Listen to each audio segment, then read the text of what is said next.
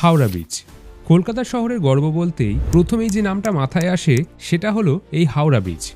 এশিয়ার প্রথম নোবেল বিজয়ী কবিগুরু রবীন্দ্রনাথ ঠাকুরকে শ্রদ্ধার্ঘ্য জানিয়ে এই ব্রিজের নাম রাখা হয় রবীন্দ্র সেতু। নাটবল ছাড়াই ব্রিটিশ আমলে তৈরি এই সেতুটি দেশ বিদেশে আজও সমানভাবে বিখ্যাত। প্রতিদিন প্রায় ৩ লক্ষ যানবাহন এবং ৪.৫ লক্ষ পথচারী যাতায়াত করেন এই ব্রিজের ওপর দিয়েই। আর এই ব্রিজের মাঝে নেই কোনো পিলার, অর্থাৎ দুদিকে 4টে পিলারের ওপর ভর করেই এই ঝুলন্ত সেতু ৮০ বছর ধরে একইভাবে রয়েছে। দ্বিতীয় বিশ্বযুদ্ধের সময় অর্থাৎ ১৯৪২-৪৩ নাগাদ যখন এই ব্রিজটি তৈরি হয়েছিল, তখন জাপান কলকাতায় বিমান হামলা করে এবং তোমরা জানলে অবাক হবে, এই ব্রিজটিকেও তারা টার্গেট করেছিল। কিন্তু ভাগ্যবশত এই ব্রিজের ওপর কোনো মিসাইল এসে পড়েনি। তবে সেই মিসাইল হামলাতেও অটুট থাকা এই ব্রিজ আজ হেরে গেছে পান গুটখার দাগে। যাই হোক, চলো আজ আমরা জেনে নিই হাওড়া ব্রিজের প্রায় ১৫০ বছরেরও বেশি ইতিহাসের কথা। ব্রিটিশ ভারতের রাজধানী দিল্লি নয়, ছিল কলকাতা, থুরি, ক্যালকাটা। আর সেই ক্যালকাটায় তখন বন্দর থাকার দরুন দেশ বিদেশে নানা সম্পদ আমদানি এবং রপ্তানি হওয়ার কেন্দ্রবিন্দু হয়ে ওঠে। আর তার জেরেই বাড়তে থাকে যান চলাচল। এদিকে কলকাতা থেকে হাওড়াতে পণ্য পরিবহনের জন্য ব্যবহার করা হচ্ছিল ছোট ছোট জাহাজ, যা অধিকাংশ সময়তেই বন্যা বা জোয়ারের কারণে ভেঙে যেত এবং এতে সরকারের অনেক ক্ষয়ক্ষতি হচ্ছিল। তাই 1855-56 সালে হুগলি নদীর ওপর একটি সেতু নির্মাণ করা যায় কিনা সেই সিদ্ধান্ত নিতে একটি কমিটি নিযুক্ত করা হয়েছিল।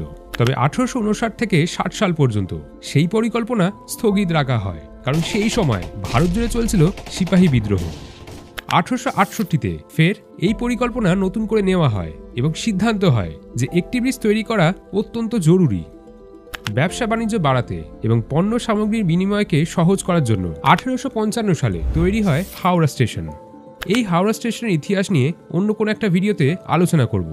যাই হোক, এবার প্রশ্ন ওঠে, রাজধানীর সাথে কিভাবে যোগাযোগ হবে? কারণ বাণিজ্য বাড়ার সাথে সাথে শুধুমাত্র জলপথে জিনিসপত্র ও যাত্রী আনাগোনা সম্ভব হচ্ছিল না। তাই হাওড়া ও কলকাতাকে সংযোগ করতে এই সেতু নির্মাণের কাজে লাগে ব্রিটিশ সরকার। 1870 সালে প্রতিষ্ঠিত হয় কলকাতার পোর্ট ট্রাস্ট এবং 1871 সালে দ্য হাওড়া ব্রিজ অ্যাক্ট পাশ হয়। কলকাতা পোর্ট ট্রাস্টকেই এই সেতুটি নির্মাণে তদারকি করার দায়িত্ব দেওয়া হয়। এরপর বিখ্যাত সিভিল ইঞ্জিনিয়ার স্যার ব্র্যাডফোর্ড লেসলির সাথে হুগলি নদীর ওপর একটি ভাসমান বা পন্টুন ব্রিজ তৈরি করা চুক্তি হয়। সেতুটির নির্মাণকালে অর্থাৎ 20 মার্চ 1874 প্রাকৃতিক দুর্যোগে তা ক্ষতিগ্রস্ত হয় এবং তার সাথে সাথে ইজেরিয়া নামে একটি স্টিমার সেতুর সাথে মুখোমুখি সংঘর্ষে ভেঙে যায় এবং তার জেরে 3টি পন্টুন ডুবে যায় এবং সেতুর প্রায় 200 ফুট ক্ষতিগ্রস্ত হয়। তবে এত কিছুর পরেও সেই বছরই বৃষ্টির পরিকল্পনা বাস্তবায়িত হয় এবং সেই বছরেরই 17 অক্টোবর জনসাধারণের জন্য বৃষ্টিকে খুলে দেওয়া হয়। তখনকার দিনে সেই বৃষ্টি তৈরি করতে খরচ হয়েছিল 22 লক্ষ টাকা। বৃষ্টির বিভিন্ন অংশ ইংল্যান্ড থেকে আমদানি করে এখানে সংযোগ করা হয় এবং সেই বৃষ্টি ছিল 1528 ফুট লম্বা এবং 62 ফুট চওড়া।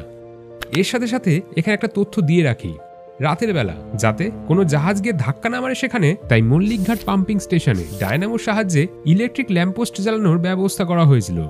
যাই হোক, এতক্ষণ পর্যন্ত ভিডিওটা তোমাদের কেমন লাগছে সেটা অবশ্যই জানিও কিন্তু। আর তার সাথে সাথে এই চ্যানেলে যদি নতুন হয়ে থাকো তাহলে সাবস্ক্রাইব করতে ভুলো না কিন্তু। নদীর জলতল থেকে বৃষ্টির উচ্চতা খুব বেশি না হওয়ার কারণে জাহাজ বা স্টিমার যাতায়াত করলে বৃষ্টি মাঝখান থেকে খুলে দেওয়া হতো। তবে 1906 সালের আগে শুধুমাত্র দিনের বেলাতেই জাহাজ যেতে পারত, কারণ সেই বছরের জুন মাস থেকেই রাতের বেলাতেও কিছু জাহাজ যাওয়ার অনুমতি দিয়েছিল সেকালের সরকার। এই রকম ব্রিজ এখনো খিদিরপুরে গেলেই দেখতে পাবে তোমরা। তবে এখানেও একটি সমস্যা দেখা দেয়, ব্রিজটি মাঝখান থেকে খুলে দেওয়ার দরুন বেশ কিছুক্ষণ রাস্তায় ট্রাফিক বন্ধ থাকতো। আর তাছাড়া ব্রিজটির বহন ক্ষমতা খুবই সীমিত ছিল, তাই ব্রিটিশ সরকারকে নতুন চিন্তাভাবনা করতেই হয়। পোর্ট ট্রাস্টের প্রধান প্রকৌশলী মিস্টার জে ম্যাকগ্লাসন পন্টন সেতুটিকে একটি স্থায়ী কাঠামোর সাথে প্রতিস্থাপন করতে চেয়েছিলেন, কারণ বর্তমান সেতুটি উত্তর দক্ষিণ নদীর যান চলাচলে বাধা সৃষ্টি করছিল। কিন্তু 1914 সালে প্রথম বিশ্বযুদ্ধ শুরু হওয়ার কারণে এই কাজ শুরু করা যায়নি। তারপর 1926 সালে স্যার আর.এন. মুখার্জির দৌলতে একটি কমিশন গঠন হয়, যারা সুপারিশ দিয়েছিল হুগলি নদীর ওপর একটি বিশেষ ধরনের ঝুলন্ত সেতু নির্মাণ করার।